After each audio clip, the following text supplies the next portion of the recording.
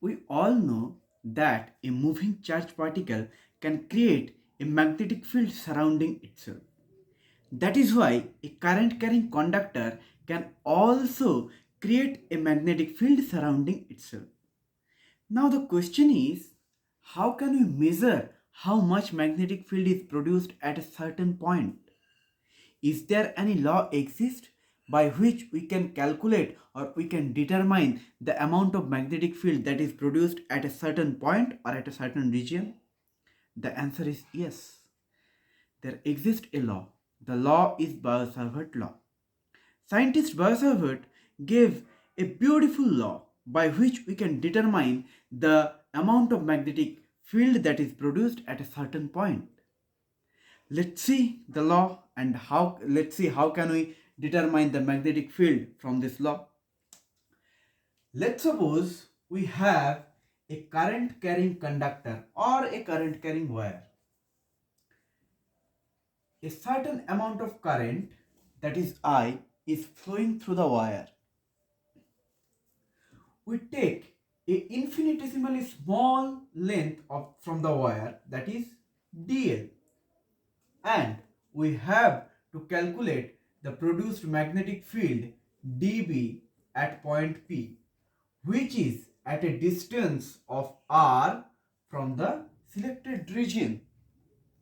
Now, if we draw a tangent at dl, it will basically represent the direction of dl. The tangent will basically represent the direction of dl. It will create an angle with the direction of r. Okay. By using these entities, we have to derive the amount of magnetic field that is produced at P. Okay. Let's see how can we do that. So according to Biot-Savart law, the produced magnetic field dB is proportional to the current that is flowing through the wire. Okay, well, let me write it in a bigger way so that you can see it clearly. dB is proportional to I. That means the produced magnetic field is proportional to the current that is flowing through the wire. Again, dB is proportional to the dl.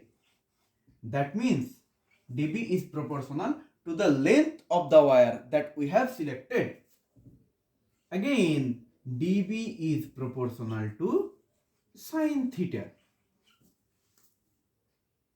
Here, theta is the angle between the direction of dl and the direction of r. Again, dB, produced magnetic field, is inversely proportional to the square of the distance. It is quite similar to the law of gravitation and Coulomb's law. Okay, there we also determine the distance between two objects or two charged particles, and the force that acts between two charged particles or two objects is inversely proportional to the square of their distance. This kind of law is known as inverse square law. Okay.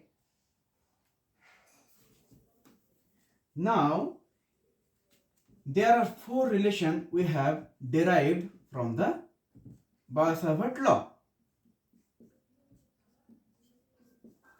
If we combine these four relations, the equation will look like dB is proportional to I dl sine theta by r square. Okay.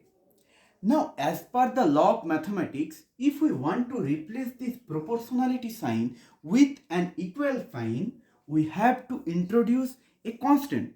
Okay, let's see. Now the formula becomes dB is equals to mu naught by 4 pi into I dl sine theta by r square.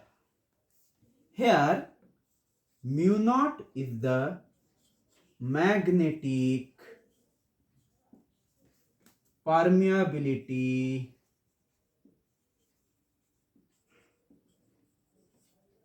of free space or air. Okay, mu is the magnetic permeability of free space. Here we have taken mu naught, that is the magnetic permeability of free space. If we do the same experiment in any other medium, then we have to replace this mu naught with mu, where mu is the magnetic permeability of that respective medium. Okay, so the formula now becomes, we have seen the formula becomes dB is equals to mu naught by 4 pi I dl sin theta by r square. Now the value of mu naught is 4 pi into 10 to the power minus 7, and the unit of mu naught is Weber. Actually we can derive the unit from the dB, but we have not derived the unit of dB yet, so I am writing it down now. Weber per ampere per meter. This Weber per ampere can also be written as Henry. Okay, so the formula becomes, the value becomes 4 pi into 10 to the power minus 7 Henry per meter. That is the value of mu naught. Now let me clear all the things that is written in the board.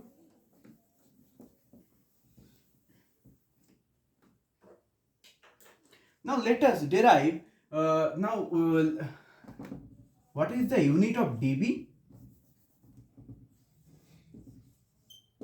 The unit of dB is Weber per meter square.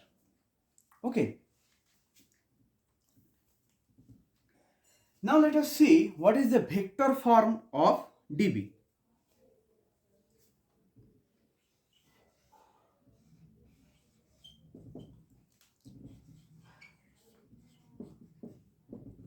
I dl sin theta by r square. It is the actual formula of Biot-Savart. Now if you notice that we have a sin theta in the formula. Now if we multiply and divide with r, it will not be any cause of problem for this formula, because this r and that r will be cancelled out. Okay, so we can take the multiplication and division of r with the formula. Now we can write this formula like this: for mu naught by 4 pi dot I dl r sin theta by r cube. Now dl and r both are vector, and sin theta is the angle between them. Okay, so we can write the formula like this: mu naught by 4 pi into I dl cross r by r cube. We know that the cross product of two vector a cross b will be equals to ab sin theta n cap, where n cap is the direction that is perpendicular to both a and b. So if we draw the picture again, let it the picture be, it is dl. The direction of dl is this way, in this way. The direction of r in this way. The angle between them is theta. Then if we apply the corkscrew rule, we can definitely derive the direction of the magnetic field that is produced in P point.